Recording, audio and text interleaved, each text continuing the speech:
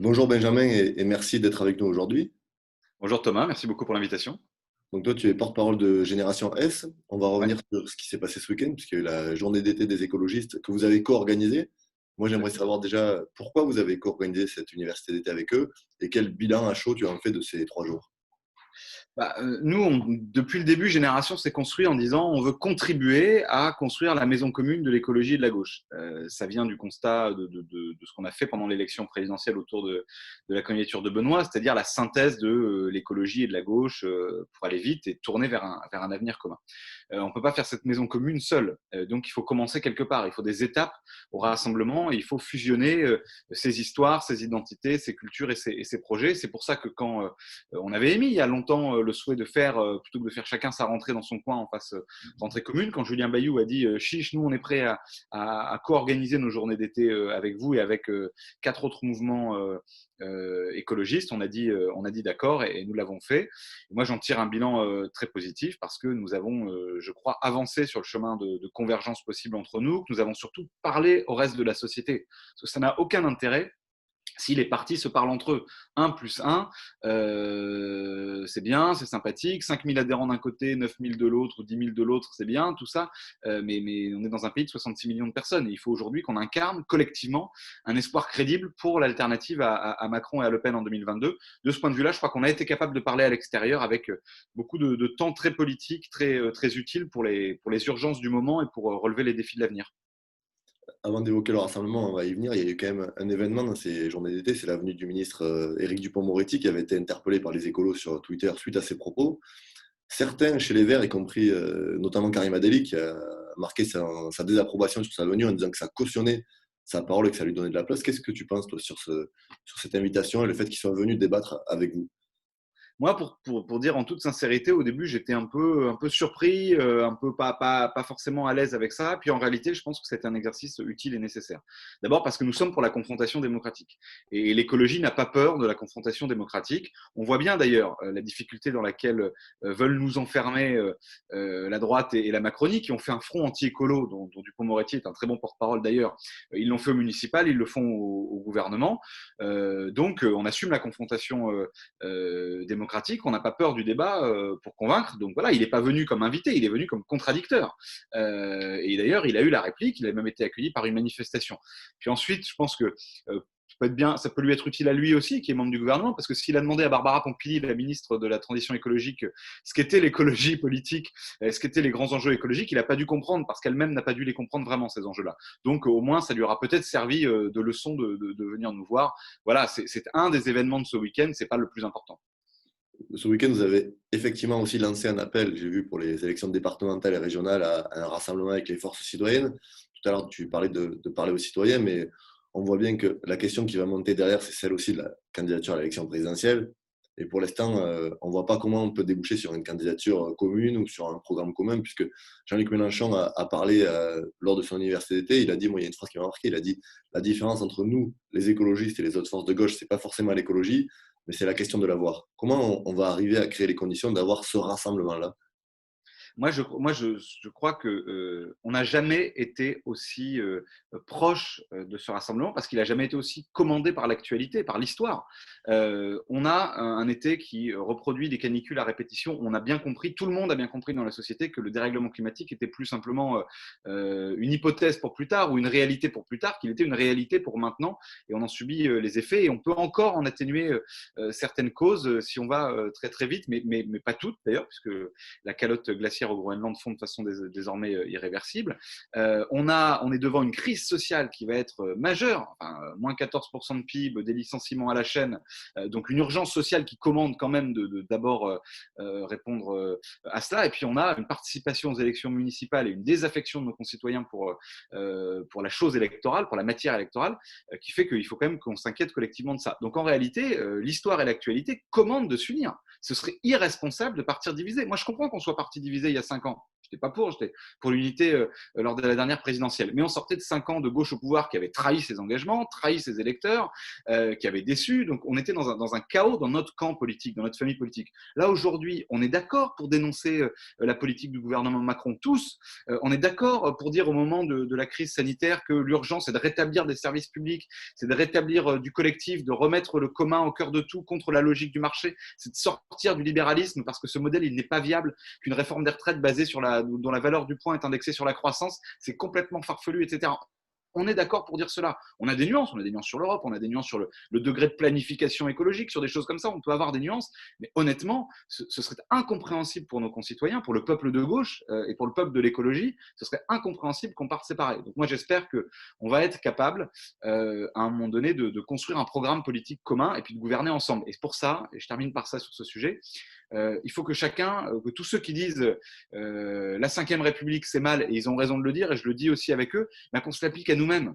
Et donc on arrête d'être obsédé par la question de qui va être président de la République, parce que si on veut être crédible pour gouverner, il faudra qu'on ait un président de la République ou une présidente de la République d'ailleurs, un ou une premier ministre, tout un gouvernement, une majorité parlementaire, des équipes. Et donc il faut construire un collectif de gouvernement qui soit capable d'assumer les responsabilités du pays. On n'y est pas encore prêt, je pense, aujourd'hui, mais il faut qu'on s'y prépare très vite et qu'on travaille pour ça. Et si on travaille chacun dans son coin, honnêtement, on ira à l'échec et puis on sera spectateur de Macron-Le Pen et on n'aura servi à rien.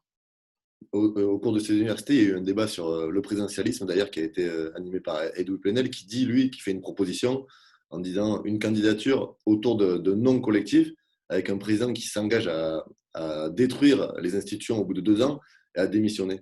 Quel regard tu portes sur cette proposition, toi? Il y a plein de propositions comme ça qui sont intéressantes. On pourrait aussi désigner un binôme, président-premier ministre, qui donnerait plus de force au Premier ministre dans le rapport avec le président de la République. Oui, de toute façon, on doit faire la 6e République, parce que, pas simplement parce qu'on pense que c'est mieux, mais aussi parce que la 5e, elle s'effondre. Parce qu'Emmanuel Macron, il est le symptôme de cet écroulement de la 5e République, dont on voit bien le pouvoir personnel, le clan, l'Allemand, Castaner, l'affaire Benalla, tout ça, il n'y a plus de président de la République. Il y a un chef de clan aujourd'hui qui en plus est monarque absolu pendant 5 ans. Ça donne la crise des Gilets jaunes, ça donne l'abstention aux élections municipales, ça donne une absence de confiance complète dans la pire crise sanitaire de notre histoire. On voit bien d'ailleurs que nos concitoyens n'ont pas confiance. Ils ont confiance dans leurs pouvoirs locaux, ils ont confiance dans les associations, ils ont confiance dans les corps intermédiaires, ils n'ont plus confiance dans les responsables politiques. Donc il y a une urgence vitale. Hein. C'est si on ne fait pas la 6e République, la 5e va mourir de toute façon.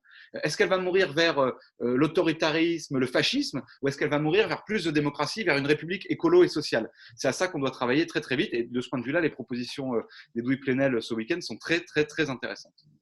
Moi, il y a quelque chose qui m'a marqué au cours de ces universités, c'est qu'il y avait beaucoup de jeunes.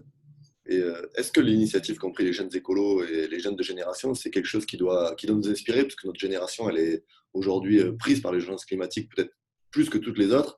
Est-ce que ce combat-là, il doit être porté aujourd'hui et incarné par la jeunesse?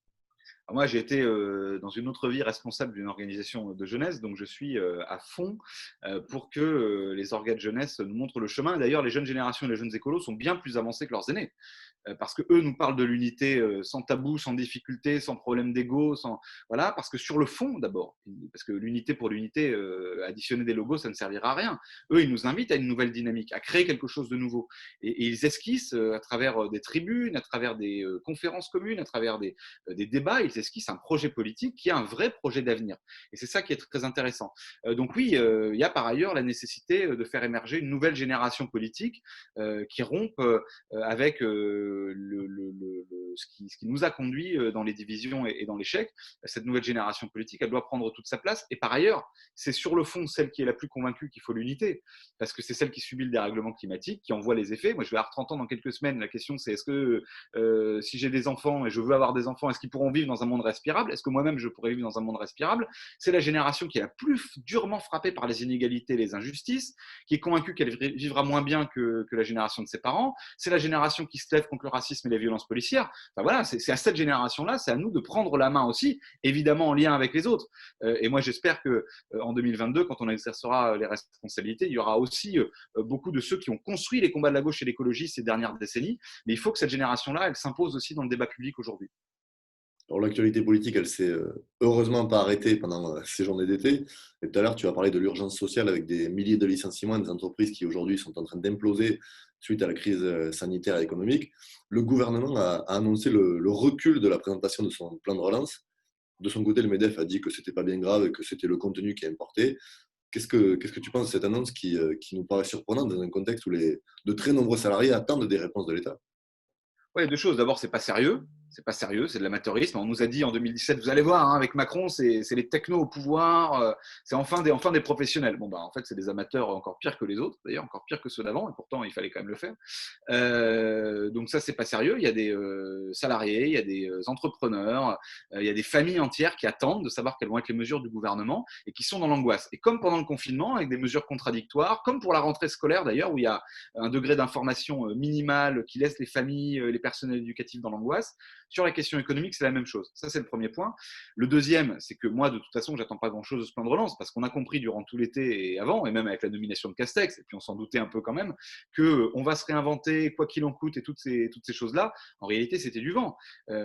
Si Emmanuel Macron voulait répondre à la crise, il annulerait toutes les mesures antisociales prises ces dernières décennies, les lois travail de Hollande, El Khomri et lui-même, les ordonnances pénicaux. Voilà, il protégerait mieux les salariés, mieux les chômeurs, parce qu'on sait qu'en période de crise, il faut plus de droits du travail, une meilleure protection sociale. Il partagerait le temps de travail. Quand on est face à un chômage de masse comme celui-ci, il faut partager le temps de travail, partager la richesse. Bref, il s'orienterait vers des solutions d'avenir qui sont très pragmatiques d'ailleurs. Hein. La dernière fois qu'on a créé des milliers d'emplois dans ce pays, des centaines de milliers d'emplois, c'est grâce aux 35 heures et au partage du temps de travail. On pourrait en créer encore plus demain. Il s'engagerait vers une vraie transition écologique et pas Barbara Pompili, main dans la main avec les chasseurs l'autre jour dans la Somme en visite, ou nous expliquant que c'est à chacun de faire des petits efforts dans son coin, mais que structurellement, on ne changera rien au modèle économique et agricole qui est le nôtre. Voilà, il ferait ça. On sait très bien qu'il ne va pas le faire. Donc, en réalité, il faut évidemment espérer qu'il y ait le plus d'annonces les moins mauvaises possibles pour les salariés et pour les Français. Puis, il faut très vite préparer ce que sera notre plan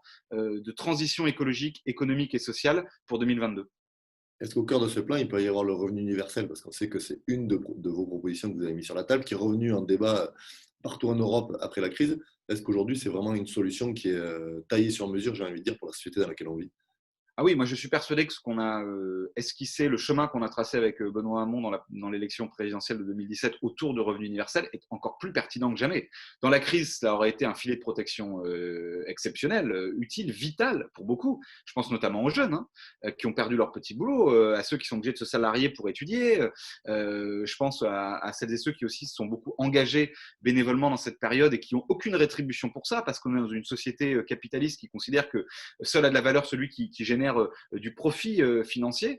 Donc cela aurait été utile, que c'est un instrument de partage du temps de travail et que c'est un instrument de citoyenneté. C'est-à-dire qu'avoir un revenu comme celui-ci qui n'est pas dépendant du travail, qui vient à côté, qui vient en supplément, c'est aussi considérer qu'on est citoyen et qu'on a un rôle à jouer dans la société et qu'on nous donne les moyens de jouer ce rôle de transition écologique, ce rôle d'émancipation, de culture, de loisirs, de vie associative, etc. Donc je pense que c'est le revenu universel une réponse très importante, essentielle aux trois crises climatiques, sociales et démocratiques. Je vais finir sur la question du rassemblement parce qu'elle est vraiment importante. Je l'ai rappelé au début, vous lancez un appel pour les élections départementales et régionales.